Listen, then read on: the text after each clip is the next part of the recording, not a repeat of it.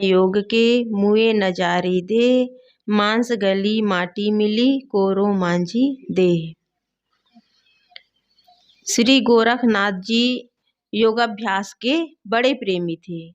उन्होंने अपने शरीर को योगाभ्यास में इसलिए तपाया कि यह अमर हो जाए। फलतः उनके शरीर का मांस गलकर मिट्टी में मिल गया।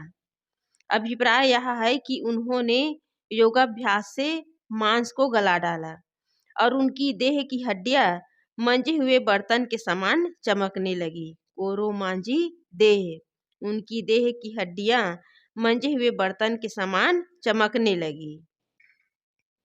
योगाभ्यास से या कायाकल्प से शरीर को अजर अमर बनाया जा सकता है। बनाया जा सकता है?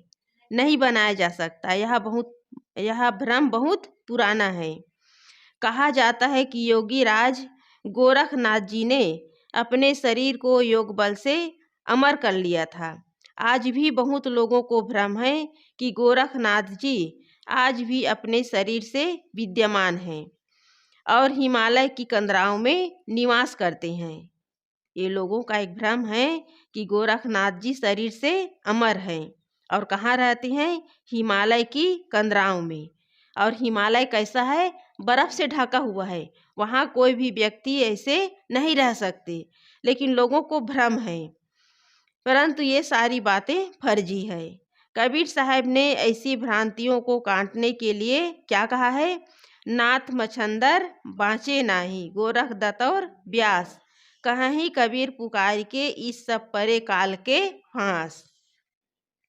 अर्थात मछंदर नाथ, गोरखनाथ, दत्तात्रेय, वेद व्यास आदि किसी का शरीर नहीं बचा। सभी देहधारी काल के गाल में समा जाते हैं। यहाँ तक कि सदगुरु कबीर साहब जी ने आगे और क्या कहा है? गए राम और गए लक्ष्मणा।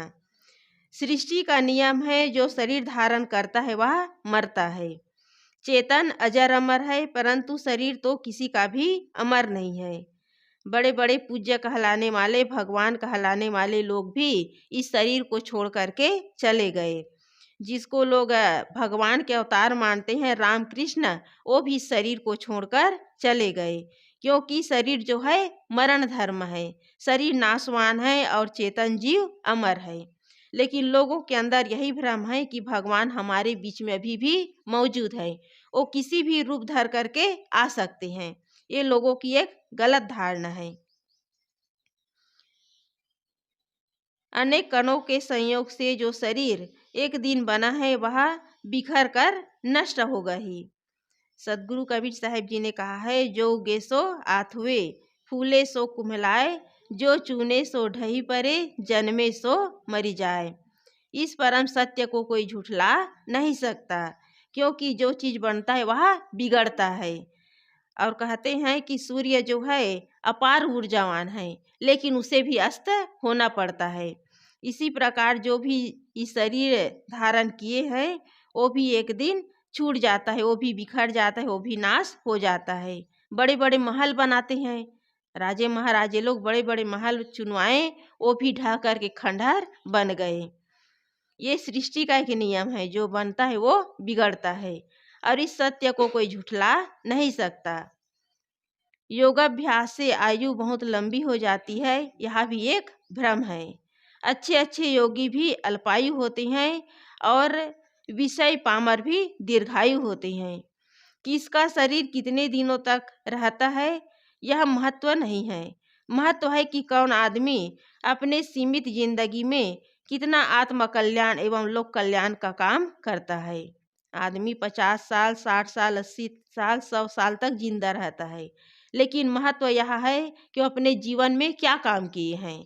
कितने ऐसे महापुरुष होते हैं जो अल्प आयु में भी रचनात्मक कार्य कर लेते हैं, और कितने ऐसे लोग होते हैं 100 साल तक तो जिंदा रहते हैं, लेकिन खाते पीते और विषय भोग में ही जीवन को समाप्त कर देते हैं।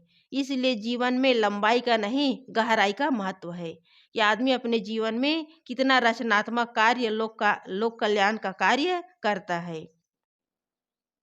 कितने योगी एवं साधु सन्यासी हैं जो अपनी उम्र बहुत लंबी बताते हैं। कहावत है योगी अपनी उम्र लंबी बताता है और वेश्या अपनी उम्र कम बताती हैं। क्यों बताती हैं? कि योगी जो है अपनी उम्र लंबी बता करके अपनी अपना जो प्रसिद्धि है वो बढ़ाना चाहती हैं, और वेश्या अपनी उम्र कम क्यों बताते हैं?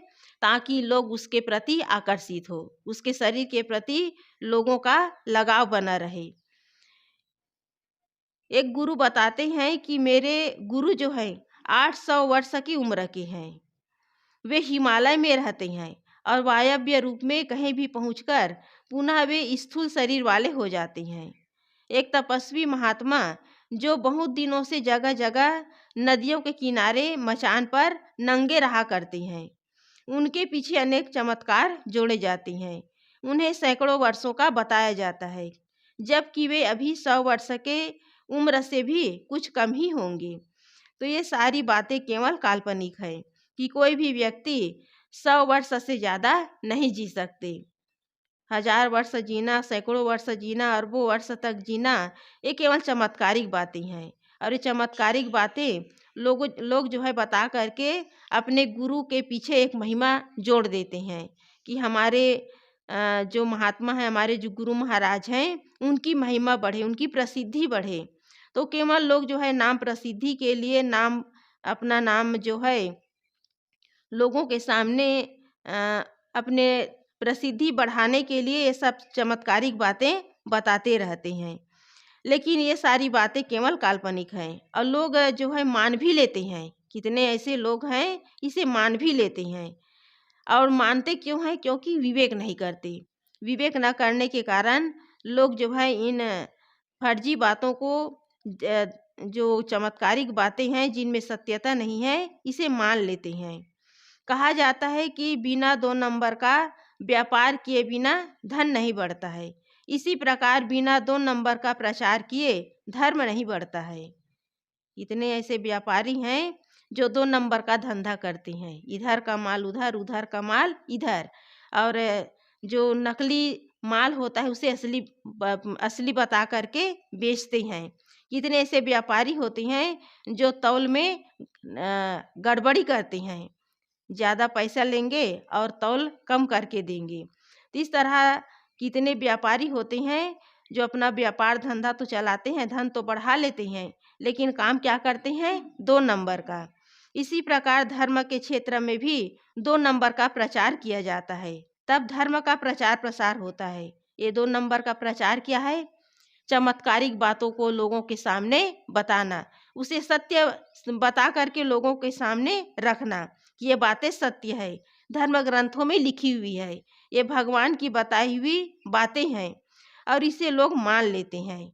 और यही कारण है कि आज धार्मिक लोग जो हैं व्यास गद्दी पर बैठकर इसी 2 नंबर का प्रचार करते हैं, चमत्कारिक बातें बताते हैं। झूठाई और जालसाजी के आधार पर चमत्कारी बात करने वाले का ही धर्म है, और इनका उद्देश्य है धन कमाना और जन का अधिक संग्रह करना। जहाँ जहाँ लोगों की भीड़ होती है वहाँ केवल उद्देश्य होता है धन कमाना और लोगों को बेवकूफ़ बनाना। एक ने कहा कि मेरे गुरुजी की उम्र इस समय 300 वर्ष है। अगले आदमी ने पूछा कि आप इस बात को कैसे जानते हैं? तो उसने कहा कि 200 वर्ष से तो मैं ही उनकी सेवा कर रहा हूँ। कह रही हैं कि मेरे गुरुजी 300 वर्ष उम्र के हैं। तो अगला आदमी ने पूछा कि आप कैसे जानते हैं? तो उसने कहा कि 200 वर्ष से तो मैं इनकी सेवा कर रहा हूँ। एक विवेकी संत से एक साधु मिलने आए। उस समय उस साधु की उम्र 60 वर्ष की रही होगी। उन्होंने संत जी से कहा कि साहेब, आपको मैं 60 वर्ष का लगता हूँ, परंतु इस समय मेरी उम्र 90 वर्ष की है। उन संत की उम्र उस समय 80 की रही होगी। उन्होंने उनसे व्यंग में कहा कि हाँ, ऐसा होता है, आप ही को मैं 80 वर्ष का लगता हूँ, परंतु मैं हूँ 200 वर्ष का।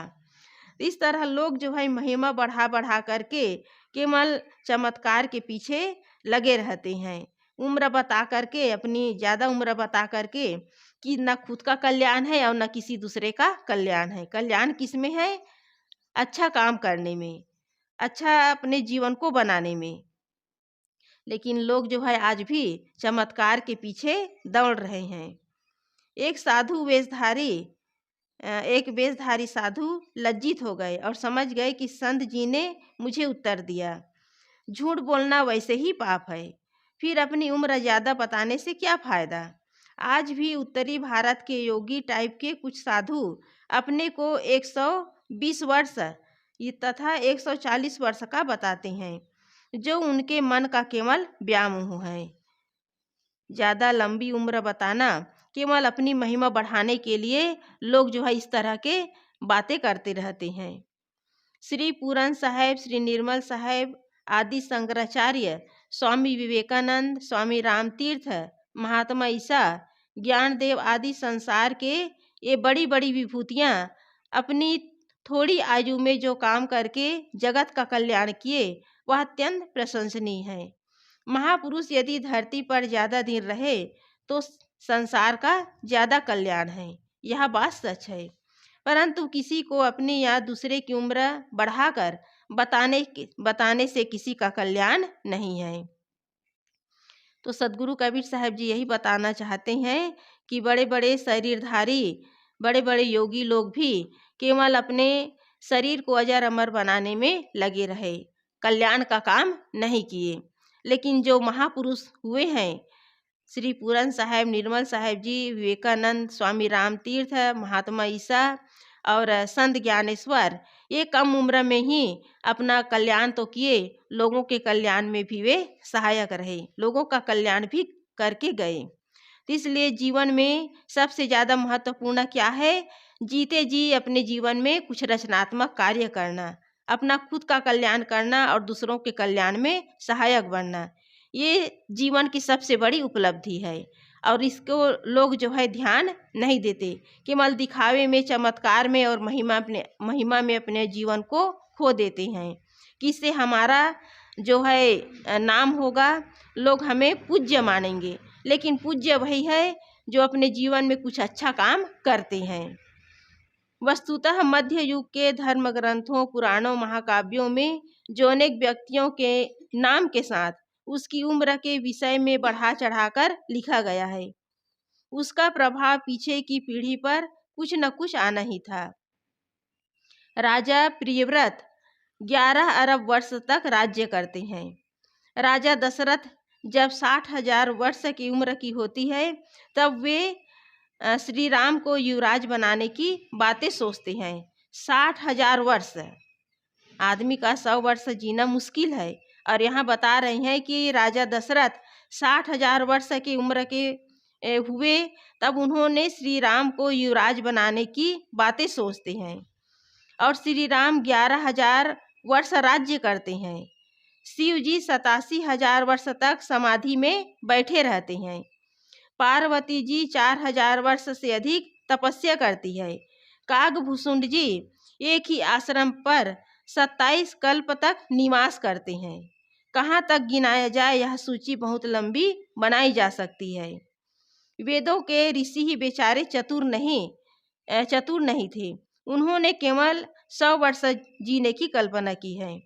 वेद के जो ऋषि हैं उन्होंने केवल 100 वर्ष जीने की कल्पना की है, और इसी के आधार पर 4 आश्रमों का निर्माण हुआ है। ब्रह्मचर्य आश्रम, गृहस्थ आश्रम, वानप्रस्थ और संन्यास आश्रम, ये 25-25 वर्ष का विभाजन हुआ है।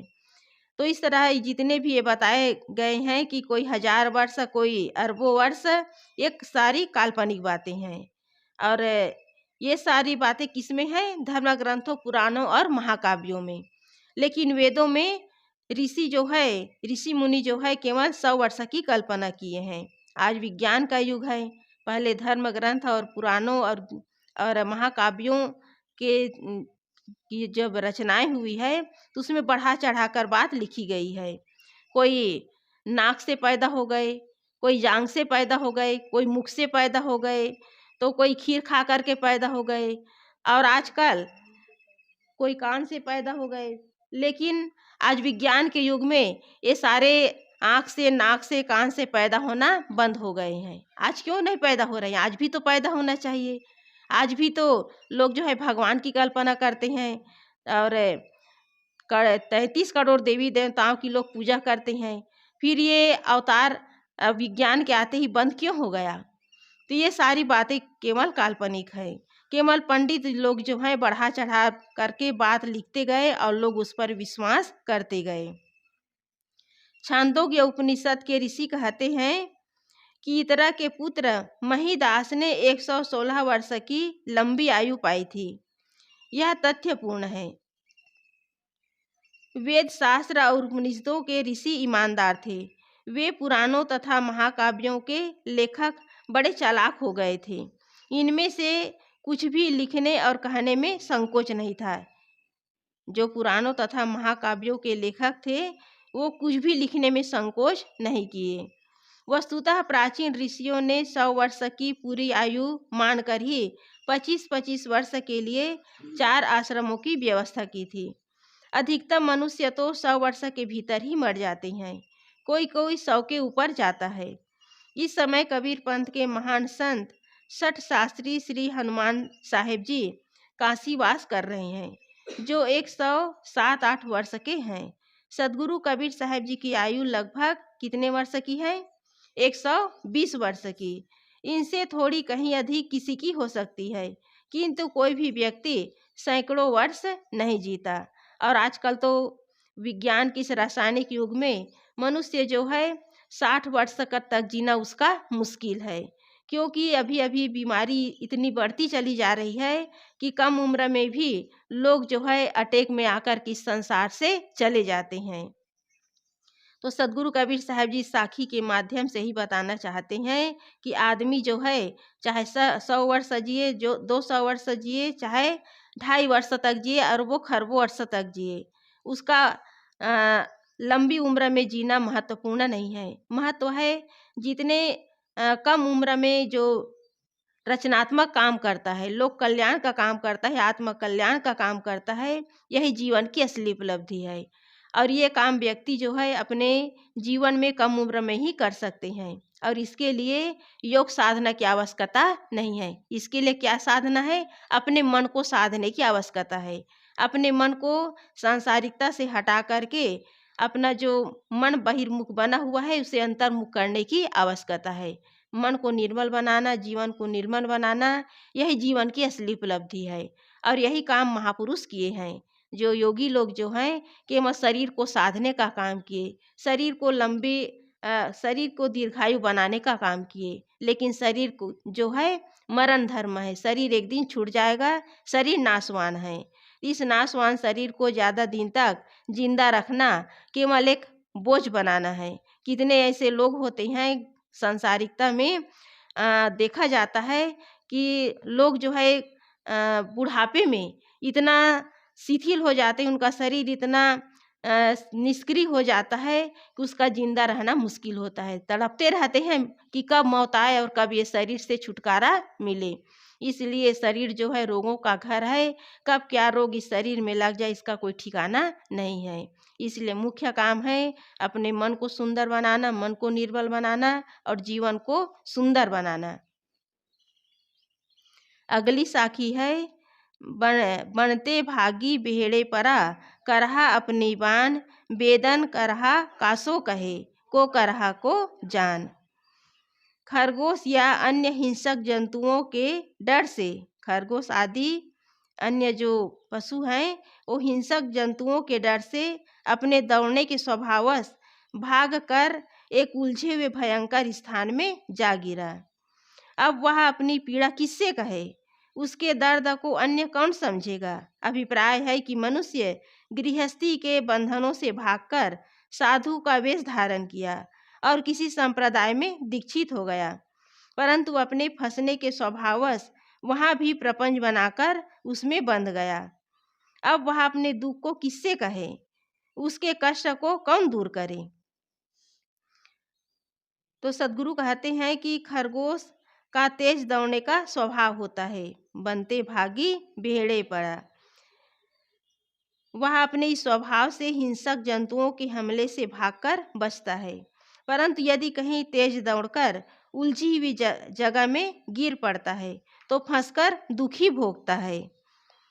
वैसे ही मनुष्य जो है इंद्रिय भोगों के लोभवश तथा सम्मान के मोहवश अपने को जगह जगह बंधनों में बांधने का स्वभाव बना लिया है। कुछ सात्विक संस्कार के मनुष्य इन बंधनों से बचने के लिए घर गृहस्थी से भागते हैं और जाकर किसी संप्रदाय में दीक्षित भी हो जाते हैं। यदि उनमें विवेक की क्षमता नहीं है और अनासक्ति पूर्वक रहने में नहीं रह पाते तो वहाँ भी उसके लिए अनेक बंधन वे बना लेते हैं। कितने ऐसे लोग होते हैं, सोचते हैं कि यदि साधु बन जाएंगे तो काम करना नहीं पड़ेगा। कितने लोगों का यही धारणा है, कितने लोगों के अंदर यही धारणा है कि साधु लोग खाते हैं और घूमते हैं, वे लोग अपने जीवन में कुछ नहीं करते, वे बड़े सुखी हैं। और यही सब गलत धारणा के कारण लोग जो है साधना मार्ग में आ भी जाते हैं, लेकिन जब यहाँ आते हैं तो उसे लगता है कि यहाँ तो और बड़ा झंझट है, यहाँ कमाना पड़ता है, साधना करना पड़ता है। सबसे बड़ी बात है कि सुबह उठना पड़ता है, ध्यान में बैठना पड़ता है। तो इस तरह लोग जो है आ तो जाते हैं, लेकिन यहाँ आकर के उसे बड़ा कष्ट महसूस होता है और ऐसे लोग रह नहीं पाते। कुछ दिन बाद यहाँ आश्रम में रहना उसे बड़ा झंझट लगता है, तो घर गृहस्थी में लौटने के लिए फिर मन बना लेते हैं। जो लोग साधु वेश में आते ही धन अधिकार तथा मान महंती के लिए उनका हाल पहले से ही खस्ता है, वे साधु माने ही नहीं जा सकते। जो लोग जो है समाज में आकर के, संत समाज में आकर के धन के लिए, अधिकार के लिए और मठ महंती के लिए पहले से ही अपना मन बना लेते हैं, तो कहते हैं कि वे साधु माने नहीं जा सकते। जो पहले पवित्र भाव से आते हैं परंतु पीछे साधु वेश धारण कर बंधनों में उलझ जाते हैं, उनके लिए सदगुरु कबीर साहब जी लोगों को सावधान करते हैं। और ये प्रसंग जो है उन्हीं लोगों के लिए है जो साधु वेश तो धारण कर लेते हैं, लेकिन केवल धन के लिए, मठ मंदिर के में अधिकार जमाने के लिए अपना जो जीवन जो है लगा देते हैं। उनका उद्देश्य साधना करना नहीं होता, उनका उद्देश्य क्या होता है? धन कमाना और प्रसिद्धि पाना। इस प्रसंग में गृहस्थों की बात नहीं किंतु विरक्त एवं साधुओं की चर्चा है। कौन साधु निर्बंध है और कौन बंधवान है, यह कह पाना कठिन काम है। क्यों कठिन काम है गीतू? कौन निर्बंध है और कौन बंधवान है, यह कह पाना क्यों कठिन है? क्योंकि अपने मन की दशा को साधक स्वयं जान सकता है, दूसरा नहीं जान सकता। क्यों कितना बंधा हुआ और कितना छूटा हुआ है, ये स्वयं के साधना का विषय है, इसे कोई दूसरा नहीं जान सकता। जिनमें विवेक की कमी है उनमें एक दूसरे को बंधमान मानते हैं। मठाधीश साधु भ्रमणशील साधु को इच्छावश भटकने वाला मानता है और भ्रमणशील साधु मठाधीश साधु को बंधनों में बंधा हुआ मानता है। कितने साधु मठों में कमाते खाते हुए साधारण जीवन व्यतीत करते हैं। कितने साधु जो है मठों में खाते कमाते हुए साधारण जीवन व्यतीत करते हैं और कितने भ्रमणशील साधु भी घूमते विचरते हुए साधारण जीवन व्यतीत करते हैं। कुछ साधु वेशधारी मठों में रहकर विषय शक्ति तथा लड़ाई झगड़े में समय गंवाते हैं और कुछ भ्रमणशील मन के गुलाम बने चक्रवात की तरह जहाँ तहाँ भटकते रहते हैं। आश्रम एवं मठों में तथा आश्रम विहीन भ्रमण दोनों में विवेकवान संत भी होते हैं। कितने मठों एवं आश्रमों में साधुओं की आध्यात्मिक पढ़ाई लिखाई होती है, वे साधना करते हैं और जन सेवा का काम भी करते हैं। उत्तम, मध्यम, कनिष्ठ तो हर जगह होते हैं। यदि वे निष्ठापूर्वक आगे बढ़ रहे हैं तो प्रशंसनीय है। साधुओं का आरंभिक प्रशिक्षण, उनकी विधिवत शिक्षा दीक्षा एवं धार्मिक ग्रंथों का प्रकाशन, यह सब आश्रम में ही संभव है। आश्रमधारियों को केवल आश्रम में ही नहीं बैठ जाना चाहिए, उन्हें समय समय से जनता में निकलकर पवित्र विचारों का प्रचार करना चाहिए और स्वयं साधना में रहते हुए जीवन लक्ष्य आत्म शांति की प्राप्ति में प्रयत्नमान रहना चाहिए। आश्रम विहीन साधुओं को विवेक पूर्वक विचरण करते हुए अपने और दूसरों के कल्याण के लिए प्रयत्न करना चाहिए। साधक का काम है स्वयं के कल्याण का काम करना और दूसरों के कल्याण में भी सहायक बनना। ये साधक का काम है, ये जो भ्रमणशील संत है उनका काम है। लेकिन जो भ्रमण तो कर रहे हैं, लेकिन केवल उनका उद्देश्य पैसा कमाना है, तो वो अपना साधना का काम नहीं कर पाएंगे। क्योंकि जो सच्चे साधक होते हैं उनका उद्देश्य होता है लोगों के सामने ज्ञान को बांटना, आत्म कल्याण का काम करते हुए लोक कल्याण का काम करना। ये एक संत का, एक सच्चे मंजे हुए साधक का काम है। और गुरुदेव जी यही किए हैं। बड़े गुरुदेव जी अपने जीवन भर भ्रमण करते रहे और ग्रंथों की रचनाएं भी किए, लेकिन साथ साथ उनका उद्देश्य था लोक कल्याण का काम करना। अपने में त्याग की ऊंचाई और दूसरे में बंधन की उपस्थिति देखना, ये बहुत बड़ा पचड़ा साधु लोग अपने दिमाग में पाले रहते हैं। मामूली ही नहीं, बड़े बड़े कहलाने वाले भी इस मानसिक रोग से ग्रसित हैं। अपने में त्याग की ऊंचाई और दूसरों में बंधनों की उपस्थिति देखना, ये केवल अपने दिमाग को खराब करना है। तो इस तरह बड़े बड़े कहलाने वाले लोग भी इस मानसिक रोग से ग्रसित हैं। तो असली काम है अपने बंधनों को छुड़ाने का काम करना। जो अपने बंधनों को छुड़ा लेता है, अपने को सांसारिकता से ऊपर उठा लेता है, वही दूसरों के कल्याण में सहायक होता है। एक बार एक संत अपने त्याग की बड़ी महिमा गाने लगे। वे पैसे नहीं छूते थे, कपड़े सीमित रखते थे, और भी उनमें कई बाहरी दिखावा के त्याग थे। उनसे कहा गया कि महाराज, त्याग तो बहुत बड़ी चीज है। आपके ही संप्रदाय के दूसरी शाखा के दिगंबर साधु होते हैं, वे कपड़ा तक नहीं पहनते, उनका त्याग धन्य है। उन्होंने छूटते हुए कहा कि वे नरक में जाते हैं, क्योंकि ठंडी में उनके शिष्य जमीन में एक गड्ढा खोदकर तथा उनमें ईंधन डालकर जलाते हैं, तब गड्ढा गर्म होता है, तब वे दिगंबर साधु उनमें रहते हैं। त्याग तपस्या में प्रवीण साधु भी इस प्रकार दूसरों को बंधमान और अपने को निर्बंध होने की डींग हाँकते रहते हैं। सच्चा साधक एवं संत दूसरे के बंधनों को देखने और कहने के चक्कर में नहीं रहता। वह तो अपने मन के बंधनों को देखता है और उनसे अपने आप को बचाता है। आदमी अपने मन के बंधनों को जान सकता है, परंतु उनकी उधर दृष्टि नहीं रहती। दूसरे के बंधनों को वह कैसे जान सकता है, परंतु उसको जानने की कोशिश में रहता है और मन की कल्पना के अनुसार दूसरे के बंधनों को कहता फिरता है। असली चीज है अपने मन के बंधनों को जानना और उसे छुड़ाने का प्रयास करना। लेकिन जो दूसरे के ऊपर दृष्टि रखता है कि वे बंधे हुए हैं, वे गलत हैं, उन दूसरों के प्रति शिकायत भाव रखते हैं, वो अपने जीवन में जो साधना का काम है वो नहीं कर पाते। इसलिए मुख्य काम है दूसरों के प्रति दृष्टि न डाल करके अपने अंदर दृष्टि डालना, दूसरों के प्रति शिकायत न रख करके अपने शिकायत को दूर करना। ये साधक का काम है। साधक साधु को चाहिए कि वह दूसरे के बंधनों का पता लगाने तथा कहने के चक्कर में न पड़े, किंतु अपने बंधनों को देखे और उन्हें निकाले। राग द्वेष बंधन है और उनका फल कैसा होता है? कैसा होता है? राग द्वेष का बंधन दुखदाई होता है। जिसके मन में खीज, दुख एवं संताप है, वह राग द्वेष वाला है और वही बंधमान है। जो बात बात में खींच जाता है, आवेश में आ जाता है, दुखी हो जाता है, वही राग द्वेष वाला है और वही जो है बंधा हुआ है।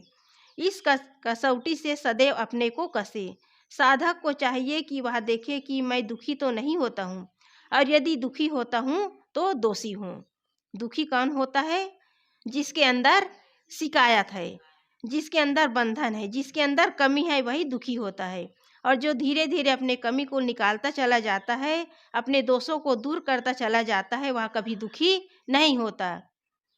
घर छोड़कर साधु वेश में आते हैं लोग, जो है घर छोड़कर साधु वेश में आते हैं और यहाँ आकर वे राग द्वेष, लड़ाई झगड़ा, चिंता, शोक, मोह, विकलता, अशांति, दुख आदि में ही पड़े रहते हैं। तो उनका साधु वेश में आना बेकार है। मनुष्य भोगमान के लिए आसक्तिवश बंधन बनाने का स्वभाव वाला हो गया है। साधक को चाहिए कि वह बंधनों से बचे। साधक को चाहिए कि वह निवृत्ति एवं प्रवृत्ति तथा बंधन एवं निर्बंधता को स्थूल दृष्टि से न देखे। निवृत्ति में प्रवृत्ति और प्रवृत्ति में निवृत्ति होती है। यह काम विवेक पूर्वक ही होना चाहिए। राग द्वेष तो बंधन है ही, बंधनों का एक दूसरा भी आयाम है और वह है अबोधवश अपने लक्ष्य को बाहर खोजना। एक बंधन क्या है? राग द्वेष। और दूसरा बंधन क्या है? अपने लक्ष्य को बाहर खोजना, कि अपनी आत्मा से अलग बाहर परमात्मा खोजना। कितने विरक्त साधु वेश देवी देवताओं के चक्कर में पड़े भटकते हैं और अपने लक्ष्य को किसी बाहरी ईश्वर में खोजते हैं। ऐसे लोग अपने संप्रदाय की मर्यादा के मुंह में पड़े रहते हैं और उसे जान जाने पर भी तोड़ नहीं पाते।